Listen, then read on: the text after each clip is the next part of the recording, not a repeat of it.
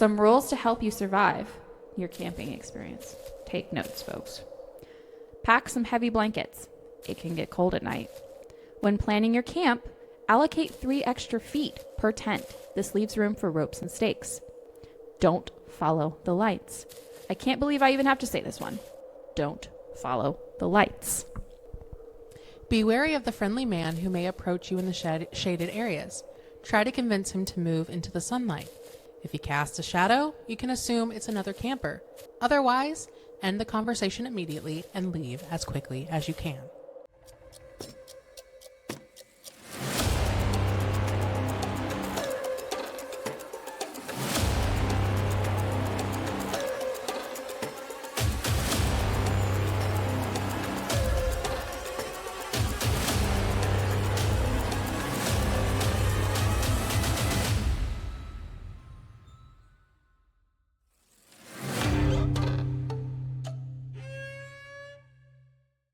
Hi, hello. Hello. Welcome. Welcome back.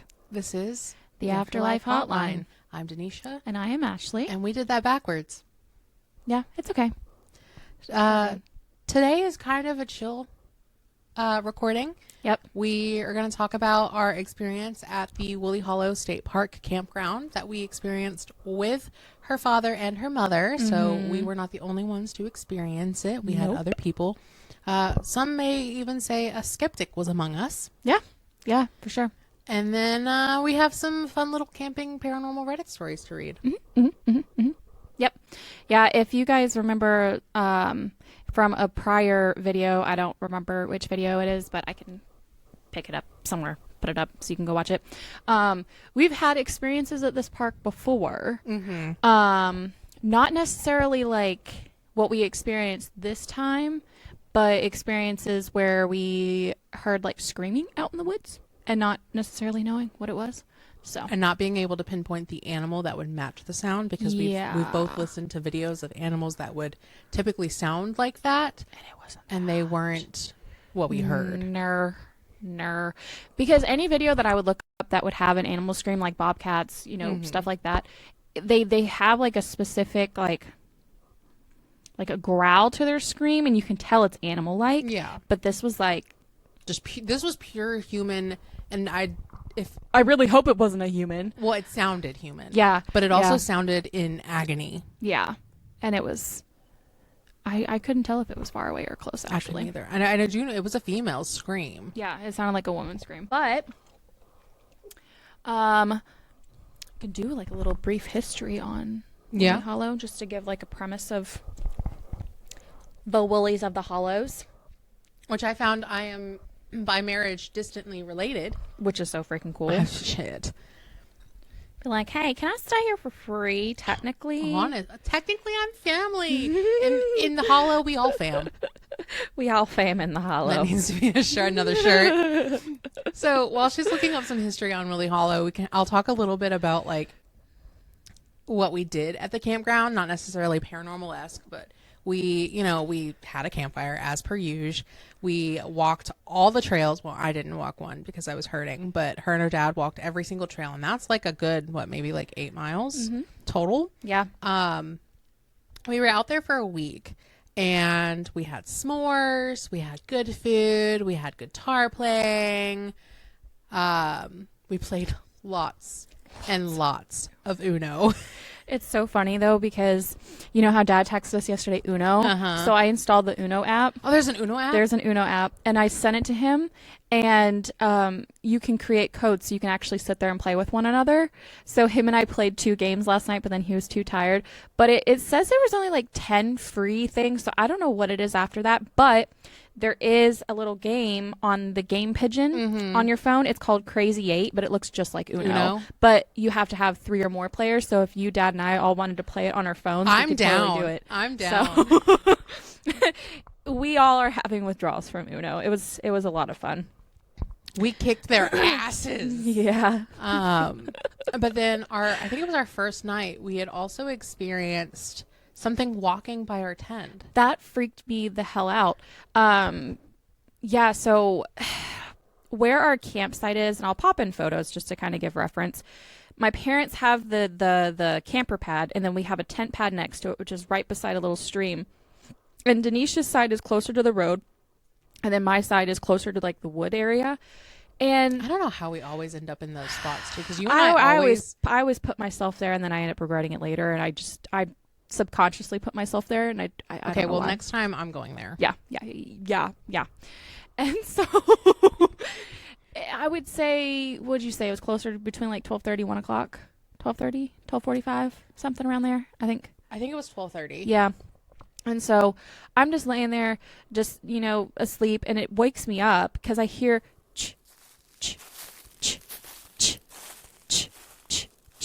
And it sounds like something is walking up to the tent.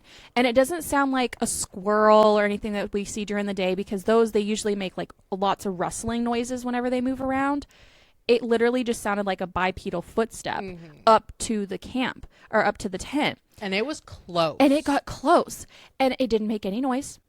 And it got right up to the tent, it sounded like. And then back behind us in the woods a little bit is the trailer that one of the park rangers lives in, and I'm pretty sure the generator turned on or something. I think so.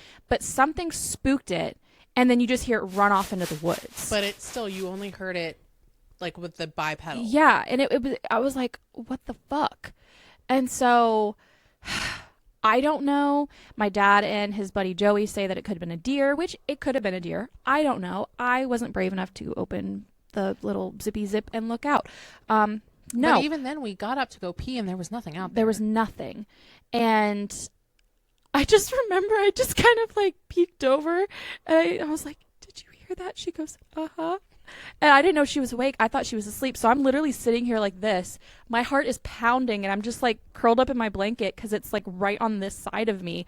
And I'm just listening to it, and I'm just like, I would have shit my pants if there was like a grunt or a growl or something.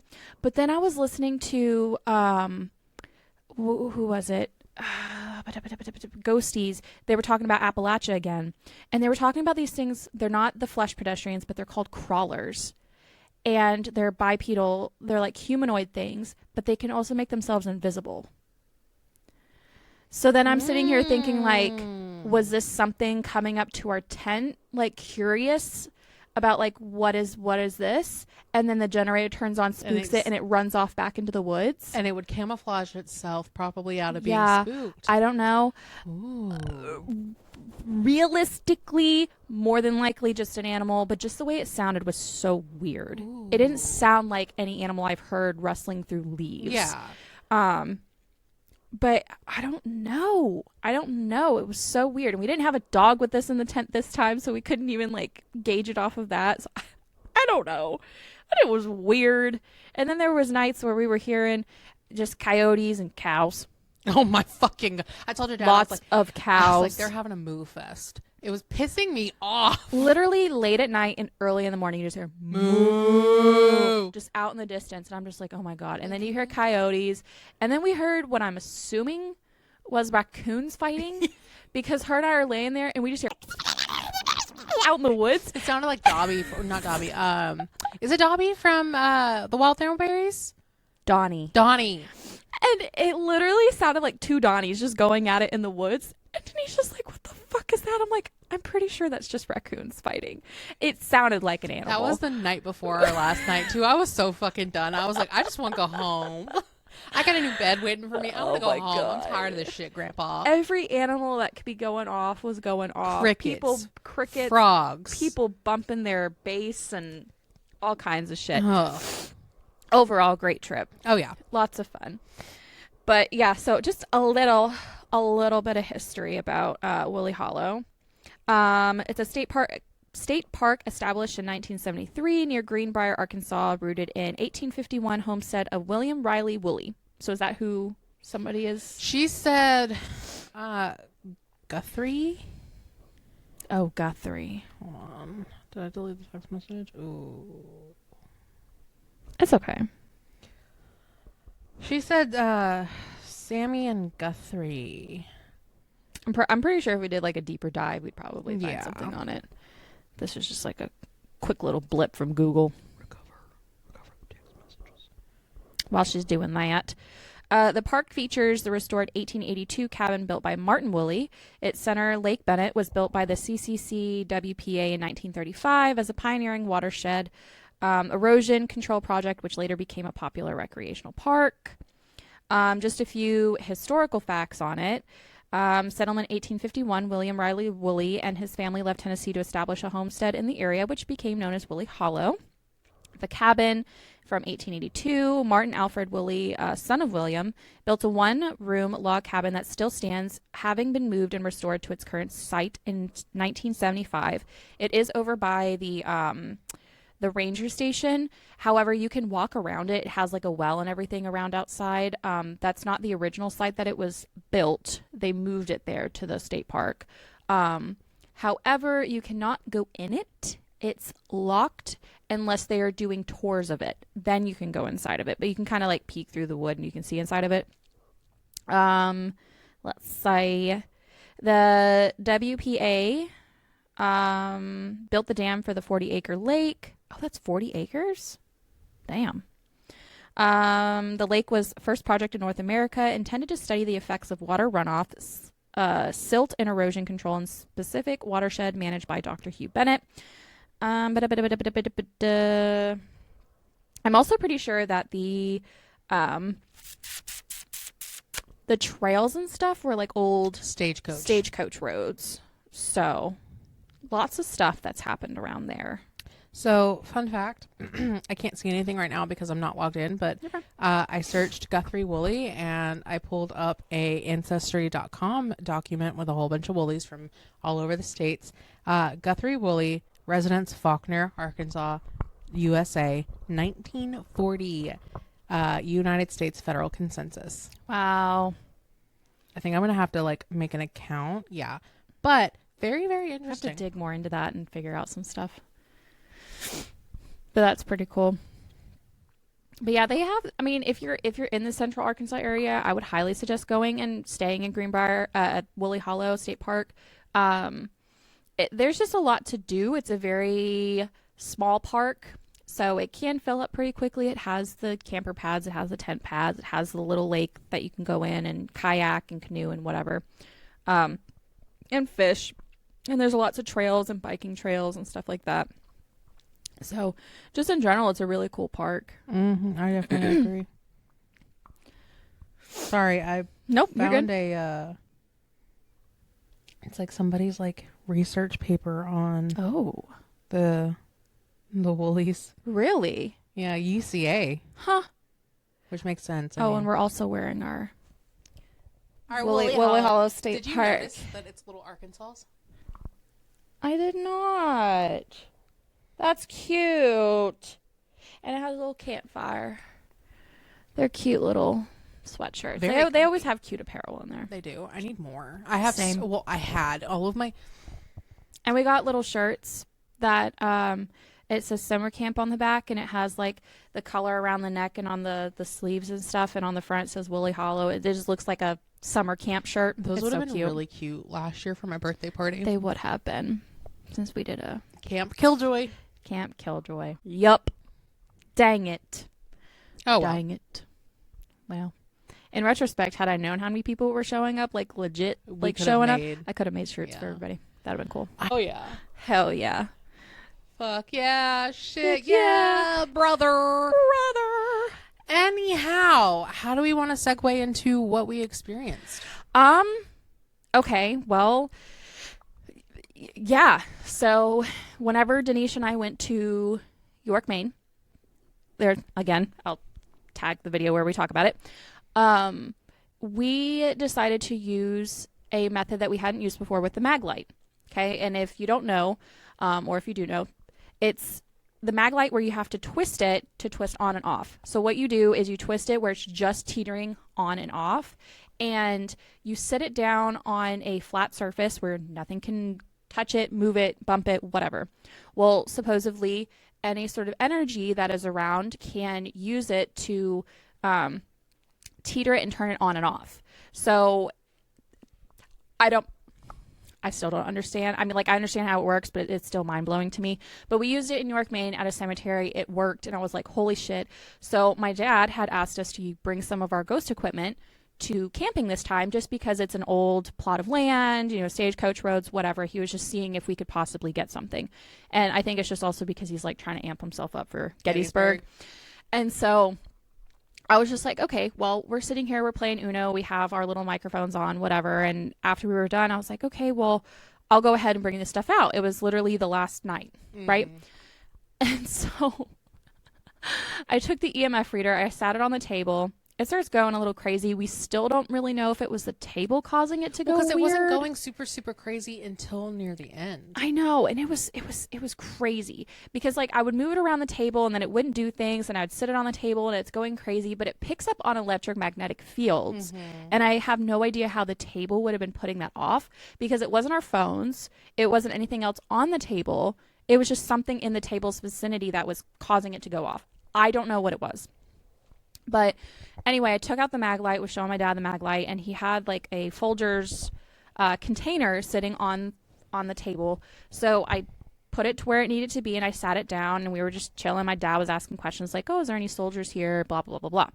Nothing was happening. And then it popped on. I don't remember what question we asked for it to pop on. Do you remember? I don't. I think it might have been, is there anyone here that wishes to communicate with us? And the very, very unfortunate part is we did not record the very first part of this that had happened. We do have video footage afterwards, which we will pop in. But yeah, it popped on, and my dad was, I don't even think my dad was over there whenever that first one happened. He didn't see it when it first happened, and so we were trying to get it to happen again.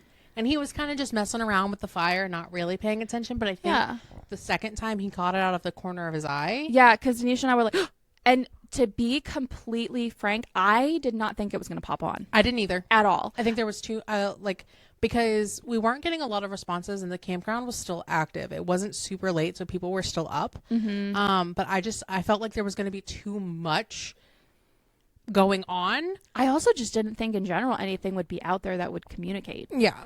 And it proved me wrong. Lo and behold, yeah. And so, but whenever my dad came over and we started asking questions, like I said, I don't remember what all questions we were asking, but I had a gut feeling that it was my Uncle Tommy, who just recently passed away within the last 6 months, I think, which is my dad's brother. And so this is the first sibling of his that he has lost. And my dad started asking questions like, hey, if this is Tommy, can you turn on the light? And I'm pretty sure it turned on after that. Yeah. And my dad was just like, holy shit. And so it turned off, and he was just like, hey, Tommy, if you're around and you've been keeping an eye on us, you know, and watching over us, can you turn on the light? It turns on. And so I don't think it was anything malevolent. I don't think it was anything like trickster wise, you know, whatever. Because the dog also didn't get. Yeah, no, Abby, my parents' dog, knocked out. Yeah, she was out there and she was completely unfazed by this whole entire thing. So I don't think we were communicating with anything that was pretending to be my Uncle Tommy. I really do feel like it was my Uncle Tommy, and because you said it first. Yeah, you because he was asking like if there was anything out here, like soldiers or like anything that would be related to the land, and it wasn't turning on at all for any of those questions. And so you went, and I don't know if you remember, but you had him pause and you went like this, and you said, if this is Uncle Tommy, can you turn on the light? Instant. Yeah. I don't know what it was, but I just had a feeling it was my Uncle Tommy. And we were communicating with it back and forth. And did I say Tommy or did I say Tony? I think you said Tommy. Okay. But then my dad, he was just like, hey, you know, if this is Tommy, do you want me to play you some guitar? You know, whatever. It didn't do anything, but my dad he went inside and got his guitar anyway, which, like, fair, I'd be doing the same thing. Plus it takes a while for them to get the energy in order to do it. I'm sure it takes a lot of energy to do stuff like that. Especially if you're not used to it. Right. Because I mean, there is some times where you can ask a question and it'll pop on really quickly, but then other times it could take you a little bit, or take them a little bit. So my dad brought out his guitar. He's sitting around the fire. So I decided, I was like, okay, I'm going to move the EMF reader and I'm going to move the flashlight and the coffee can over beside my dad. So it was a few feet away from my dad in the corner of I The guess tent our little pad. tent or like pad area, and I'll pop in videos. And as my dad's playing his guitar, it takes a few minutes, but all of a sudden the flashlight starts turning on.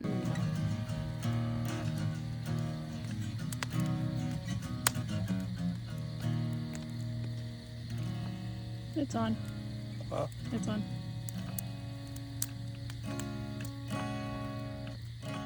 I'm like, this is insane because it's away from us. It's on the ground on a stable surface. Nothing is near it. Nothing is messing with it. The ground's not being shook from someone walking or anything. Or any vehicles. Yeah. anything And I'm that. like, this is insane. And you can see the EMF reader just kind of moving a little bit, but it starts going off. And my dad's just sitting there. I think he played for a little while, and it just kept going on and off. And eventually it I went inside and I grabbed my mom, because my mom, I know she believes, but she's kind of scared of the paranormal stuff, which is Understandable. completely understandable. So I told her what was going on. I told her who I thought we were communicating with, and if she wanted to come outside, and she did. And she started recording, and she was asking questions, and it popped on a few times for her, and she was just kind of like, okay. She eventually goes back inside, but there was times where my dad was playing and the light would flash on and it would kind of like dim and, you know, get bright again, but it was almost going with To the beat of the music. the beat of the music. And that was insane. And I caught it in the videos that I was showing Steven, because I didn't know if it was going to pick it up or not, Yeah. but it actually did. And that was just so, so cool. And then I remember one part, my dad, he was playing a song. I don't know what song it was. I'll pop it down on the bottom if I can think of it. But it was a song where it was just like da da da da da da da da da, and each time it went da, I pointed to the flashlight. Well, on the third time that I pointed to the flashlight, it turned on. And I was like, oh my god!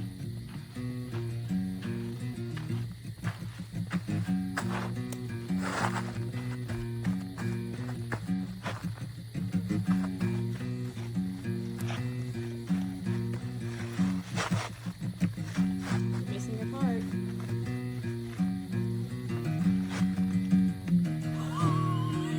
Good job. Recording. Good job. Yes. Yes. You got it on the third try. It was just, it was crazy. It was so crazy. And then I went to go, we were saying goodbye, you know, whatever. I went to touch it and it turned on again. I was like, oh, sorry. But then we ended up being done. But no, I pretty much believe that it was my Uncle Tommy. I don't really have any doubts about that. I know my dad, I think he believes, but I think he's scared to believe that it was my Uncle Tommy, because he'd be just, I think it would just make him be like, whoa, like I was just communicating with my brother. Yeah. In some sort of way, which, I mean, fair. I'd be probably like, I'd be tripping balls. yeah. So, I mean, I know we were whenever we first experienced the flashlight turning on for the first time. Well, and this was also his first time experiencing something like that, because whenever we were back in Maine and we called him about it, he was like, well, you know, see if you can recreate it at the camper, see if you can get it to happen again. Like, he wasn't a skeptic about it, but he was just trying to make sure that we would be thoroughly, like, making sure and checking in all the boxes to make sure that this couldn't have just been a fluke. Yeah, and have a, what did he call it?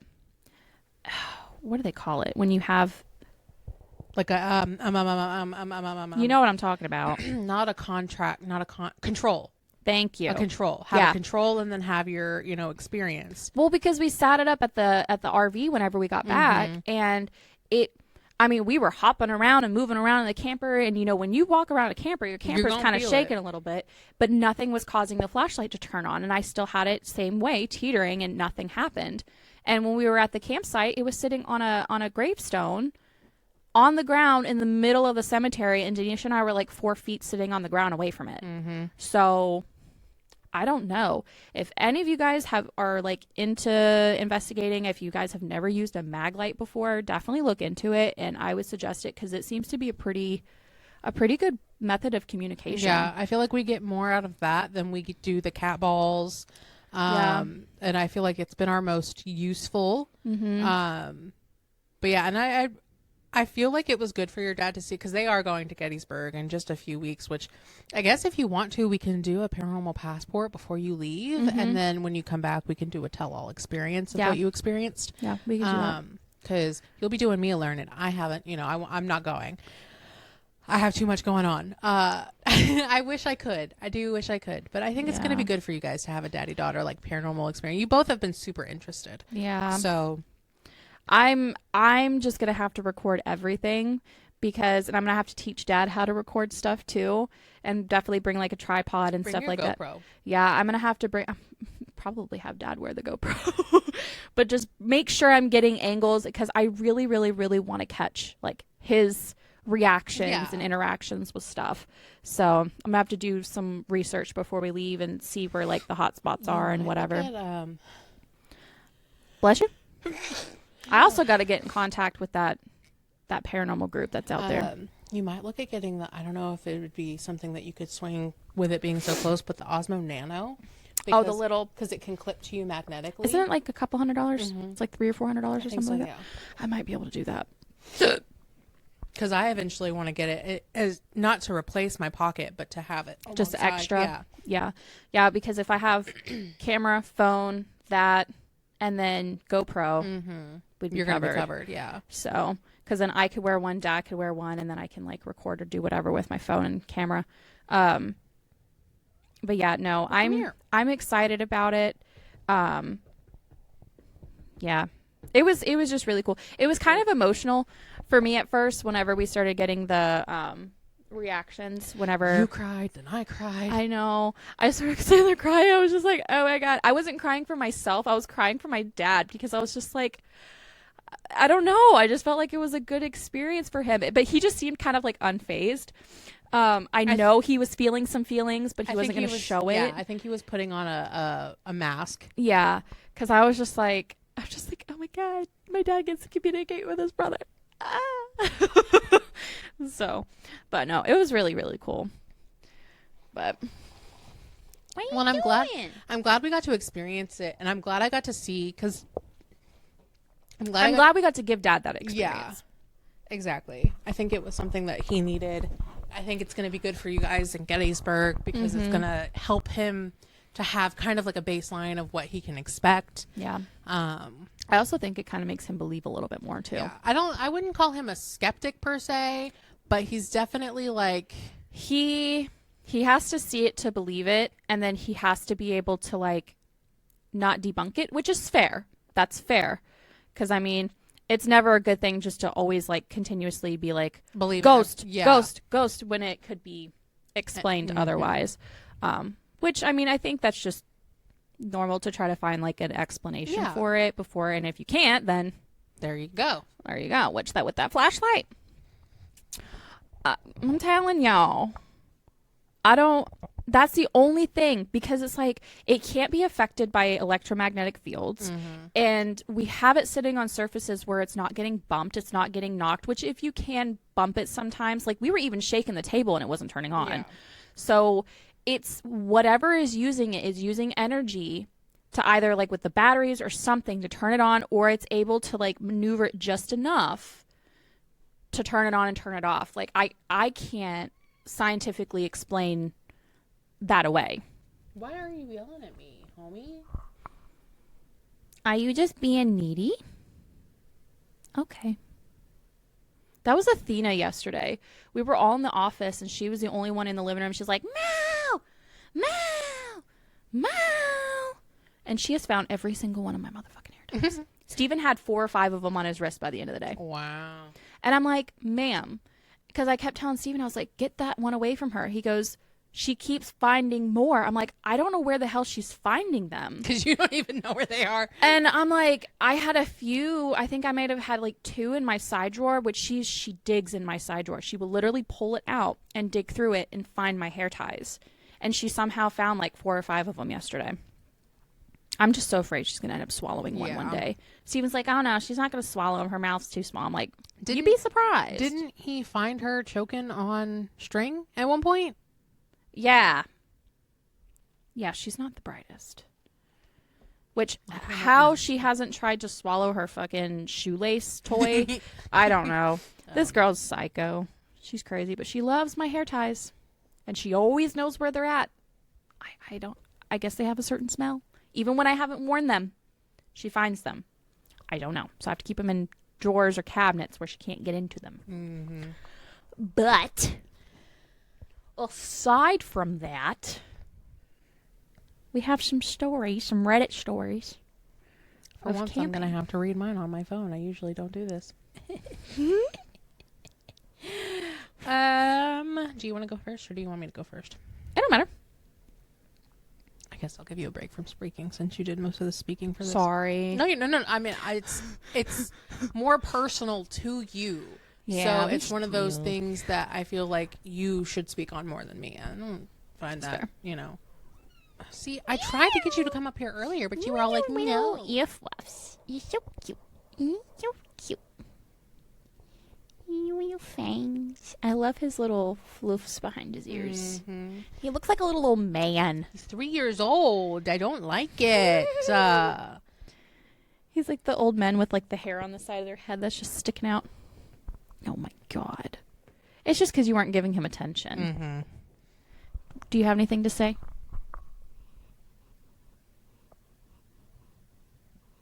No. Do you have anything to say?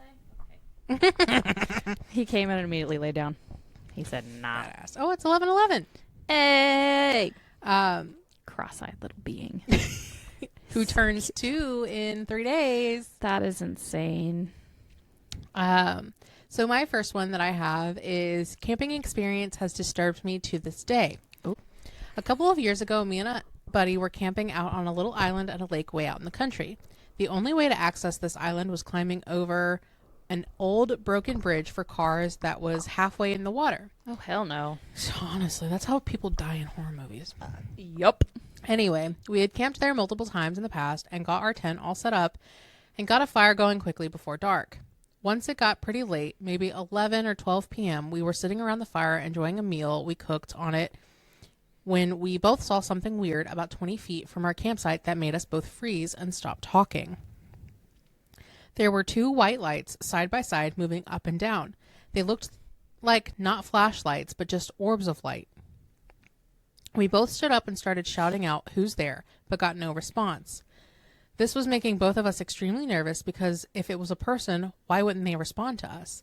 But after calling out, the light started moving around the entire edge of our campsite, and then it quickly started moving towards the edge of the woods very quickly.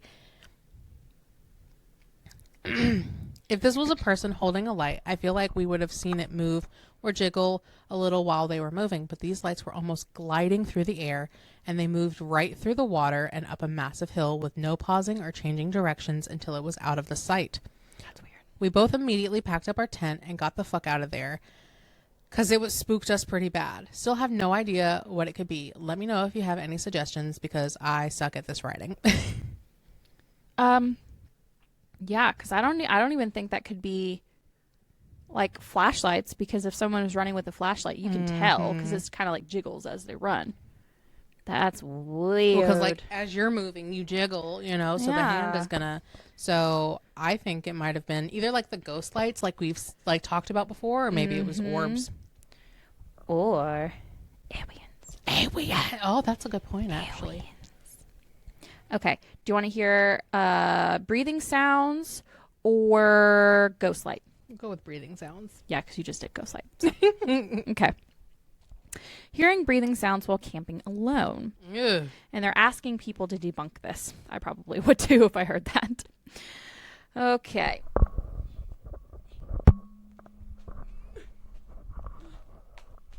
Okay. About 3 years ago, male 23 at the time, I got this really nice tent for my birthday. After a couple of weeks of trying to get my friends together for a stealth camp out, I decided to go ahead and try out the tent in my backyard, which he has 13.6 acres. Damn. Shit. I got in my tent around 10:30 and I fell asleep around 12:15. The coyotes woke me up sometime during the night, but after they stopped, I started trying to fall back asleep. As I was laying there, I heard what sounded like deep breathing right outside my tent. At the time, I thought nothing of it. Figured some animal got curious and wandered over. I picked up my phone and started texting my friend Mark. The time was around 4 a.m. After... Okay. Ambiance sounds. Ambiance. After about 10 minutes, the breathing didn't stop, so I got up to peek through the mesh part of my tent. No. Oh. When I didn't see anything, I got back onto my sleeping pad and fell back asleep. I woke up not an hour later with the breathing right on top of me. It was really heavy. I started to record on my phone, but it was too quiet to hear over the bugs and birds. Didn't fall back asleep that morning. I packed up and headed back inside around 6. I am and always have been a skeptic. I believe this event to be paranormal due to lack of explanation that says otherwise. I continue to camp on my property to this day. I have never really thought too much about it until recently when I visited my family. My sister explained that she had a similar experience while driving. After hearing this, I decided to bring the story to Reddit. If you have any questions or theories, paranormal or otherwise, let me know. She had experiences with heavy breathing while she was driving? Oh, hell no. No, that's my worst fear. Is like something's gonna pop up in the car while I'm driving, and you're gonna or crash. I'm gonna see something in my rearview mirror or whatever. No, I'd rather hear it with the tent than while driving, because you can run out of the tent, but you're driving and you're stuck in the car unless you pull over. Yeah, I don't know how to debunk that, broski, especially since you looked out and there was nothing there. Yeah, I don't think you, especially because he heard it. And then he heard it basically right on top of him. Yeah. Fuck that. Well, and I'm like, were you hearing it when you were like halfway asleep? Do you think it could have been you? Or were you still hearing it while you were awake? Because if you were hearing it while you were awake. Because like I've scared myself awake before. I've woken myself up snoring. Yeah. Like I snored so loud that I woke myself up. And I literally heard myself go as I woke up. Same. Yeah, I'd say it's paranormal. Okay, so this next one is Cutie bean. Creepy camping experience. My husband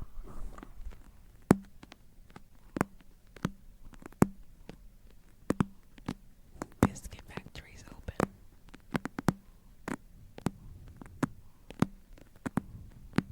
Okay. There's your biscuit making for the day. My husband, 33M, well, I'd hope so.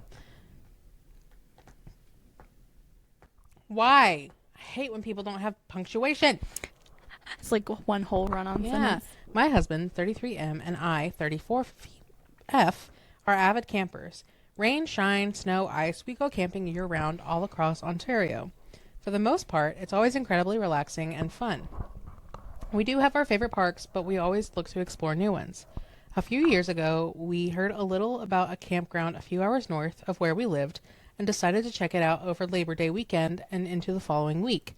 Personally, Labor Day weekend is the best to go because if you can take the time, the parks are typically busy during the actual weekend, but if it's the last day of the summer and they are completely empty, back out on Monday, Tuesday because families are going back to work and school. Makes sense. Same goes for Disney. Yeah.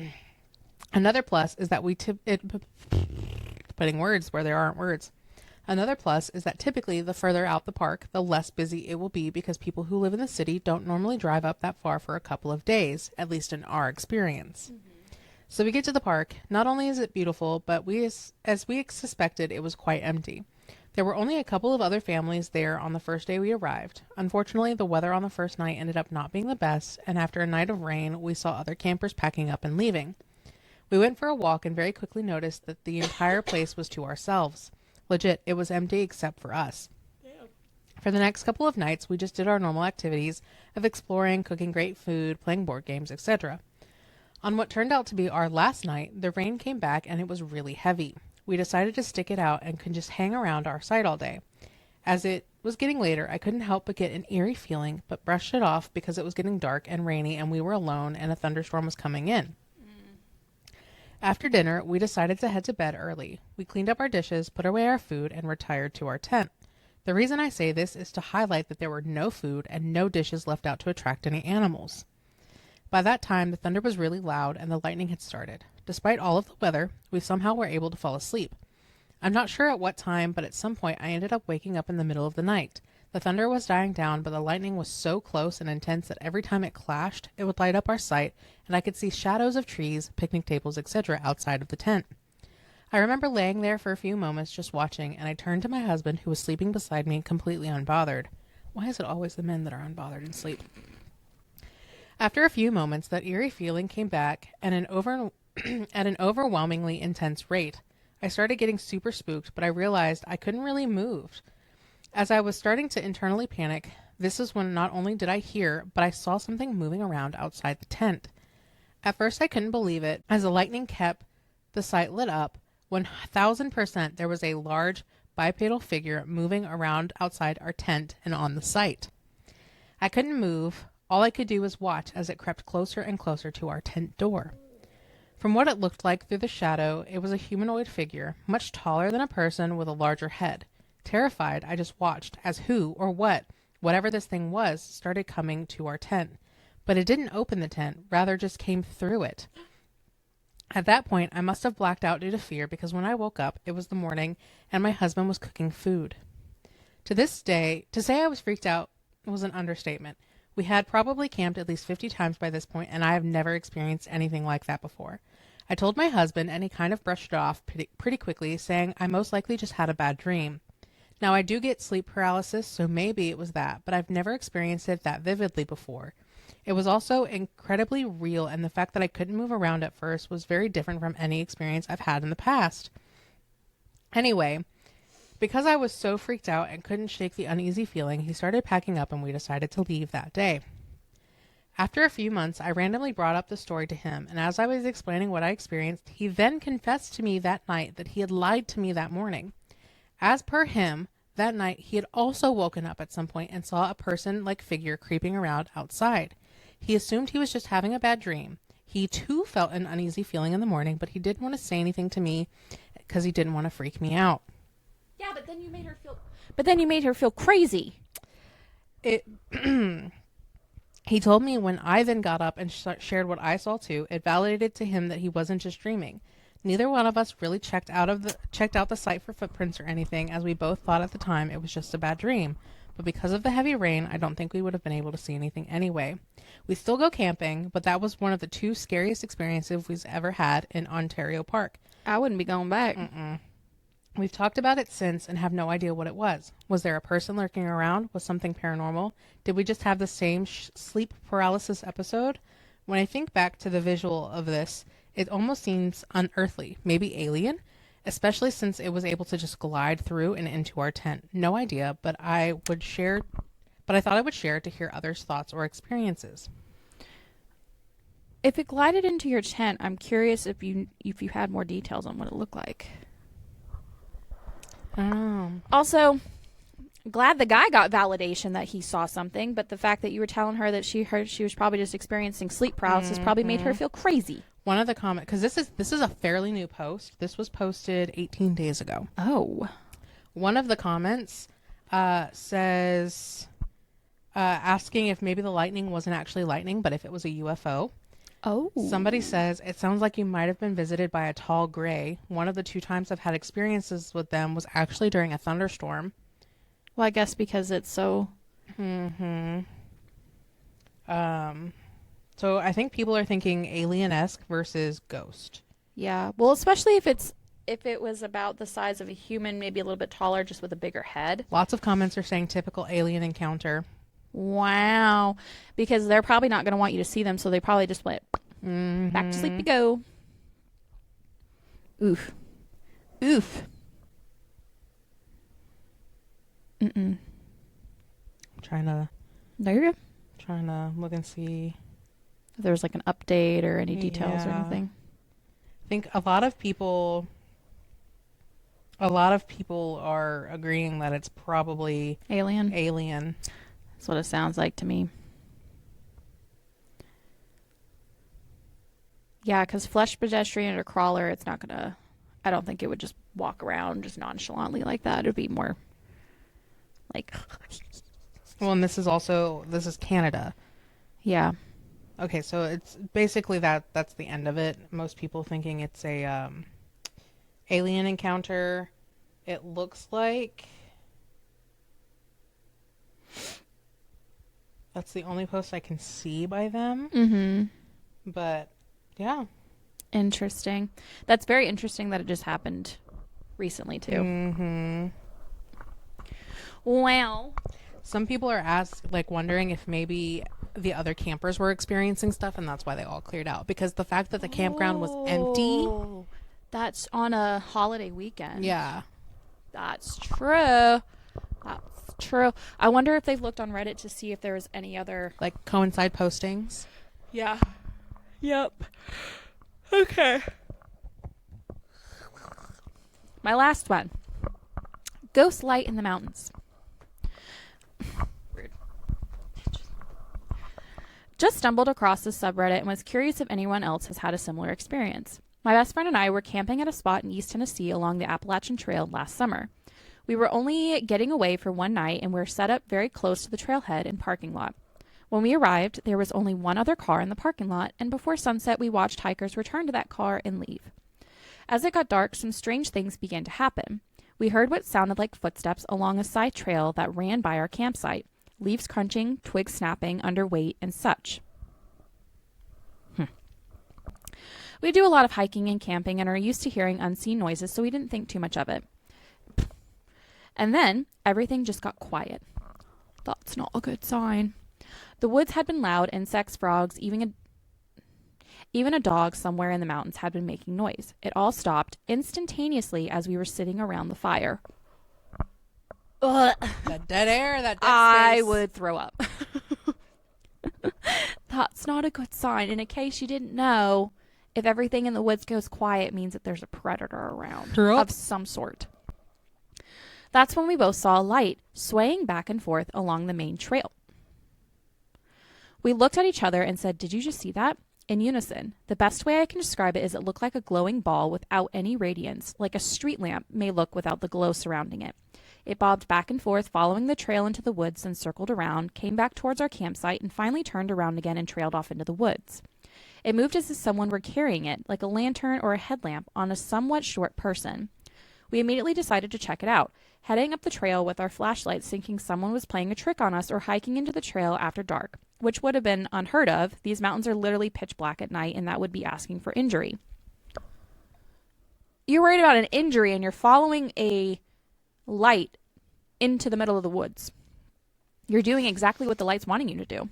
What is our book's rule? Don't follow the lights. Yeah. The trail was deserted as far as we could see. We walked to the parking lot to see if any other vehicles had pulled in. No cars were there except my own, and every interior light was on, though the doors were locked. We packed up and left immediately. I don't like that. No. Also, very bold of you to just follow the light. Yeah, like what the fuck? Why? Do you not have any self-preservation? Like, I'm sorry, but you'd probably be the first to die in a horror movie. So, no situational awareness. It's fine. Yeah, no, couldn't be me. No. I'd be like, I didn't see it. I didn't even want to go pee when we heard the footsteps, but I had to go. Thankfully, we went back. We went out there together. Yeah. So I was not about to be left in the tent by myself. I said, fuck that. And then the next few nights, whenever she got up, I was just like, fuck it. I'm too tired. I'm just going to curl up in my blanket. So the tent was like this, and she's at this end and I'm at this end, and we're both pushed up against the side. So my head was facing back towards the woods. After that night, I literally turned my cot to where I was facing into the tent, to where I was not up against any walls, and my head was facing her. I was like, no. Not happening. Well, because it's like Brenna told us that one story when they went camping and she woke up to something sniffing the tent, and it sniffed her head, and in her sleep she went, doo, and she heard it go, oof, and then it ran off. Like, I don't want anything like even touching the tent, just like, yeah. Because I could just imagine just something being like, oh, and you just hear the tent go, I would throw up. No. Absolutely not. Absolutely. Go away. Cannot happen again. No. Next time I would be like, get off my lawn! Or just yell at it. Make it run away. Who the fuck you think you are touching my tent at night? Fuck off! Get an air horn. Wake up the whole fucking campground. Just running away. Oh my God. Wow. Fuck that So shit. with that being said, what do you make of our experience? Yeah. What are your thoughts? Have you experienced anything similar when you've been out camping? And if you have, send Let it us to know. the Afterlife Hotline at gmail.com. Yes. Or you can DM us at any of these socials right here. Boop, boop, boop, boop, boop, boop. And then one final thing before we go. We don't really talk books, but I want to talk about this book because it's a book. I finished it. She's on the way to finish it. We were going to buddy read it while camping. Where's it at? Over there. Get it. Sorry, Chewy. She's making me get up. Oh, I can get it. I can get it since he's laying down. Shut up. We're getting old. We bolted. Okay. So, How to Survive Camping, The Man with No Shadow. This is by Bonnie Quinn. And you need to read it. That's all I got to say. Yes. I finished it. I'm waiting for her to finish it before I can really talk about anything. I'm really excited. It was really, really good. If we did book club, we should do that as a... If whenever we get like a bigger following, we should start doing a book club and then... Well, I want to talk. I want to start talking more books, but the problem is I'm a much faster reader. I'm working on it. You are, and that's everybody reads at their own pace. I just have to read longer to catch up. Well, everybody reads at their own pace. Everybody's at their own speed. There's no and so I think what we should do is we should pick a book and then just have a deadline. Yeah. So that way it gives me a little bit like a week or something, and you'd probably finish it in like the first day or two, but then I'll be done by the week's up, and then we could talk about it. Yeah. Well, because that's what Belgium Alley does with her Pocket Pages book club. They pick a book of a month. They have the entire month, and then they all have a set day where they can go in and then discuss the book. Yeah. I don't think a month is really what we should do. But yeah, I would definitely be down to do that because I want to talk more books, especially because I have a whole horror shelf. You know what I mean? Yeah. And then there are some things we've talked about tarot cards and stuff like that. And One Dark Window, that's a great series, by the way, if you like magic systems. Definitely do it. Definitely read it because she has read it before, and I found it on Kindle Unlimited, and I started reading it, and it's very, very good. Very, very good. So, but yeah. How to Survive Camping by Bonnie Quinn. She's got a whole series coming out. The second one comes out April 28th. And I'm not sure about the rest of them. But a fun fact, this was actually a series that she started on the No Sleep Reddit. Yeah. And so this is a polished, edited version of her original post from Reddit. Because I was reading it, and apparently it used to be kind of like a Monster of the Week type episodic post that she would do. Ooh. And so now they've been put in book format. And I think... Well, it's nice because it's all coinciding together, but each chapter seems to be about a different thing. Yeah. So far. I don't know if that's how it is throughout the whole entire book. There's a penultimate objective, but each thing is a different... Each chapter is almost like a different... Entity, yeah. So, which... I like because then it gives you something to look forward to and it gives you something new each chapter, but it's still pertaining to the same person, same story, same concept. Oh, I can't wait for you to finish it. I know. What would be cool is if we read the back as our outro. Okay, yeah. Yeah. Okay. So, some rules to help you survive your camping experience. Take notes, folks. Pack some heavy blankets. It can get cold at night. When planning your camp, allocate 3 extra feet per tent. This leaves room for ropes and stakes. Don't follow the lights. I can't believe I even have to say this one. Don't follow the lights. Be wary of the friendly man who may approach you in the shaded areas. Try to convince him to move into the sunlight. If he casts a shadow, you can assume it's another camper. Otherwise, end the conversation immediately and leave as quickly as you can. And with that, keep one ear in the living world. Nope. Keep one foot in the living world. And 1 ear on the line. Bye. One of these days I will get it, goddammit. One of these I days. think I make you nervous by looking over You at do. Which is so stupid.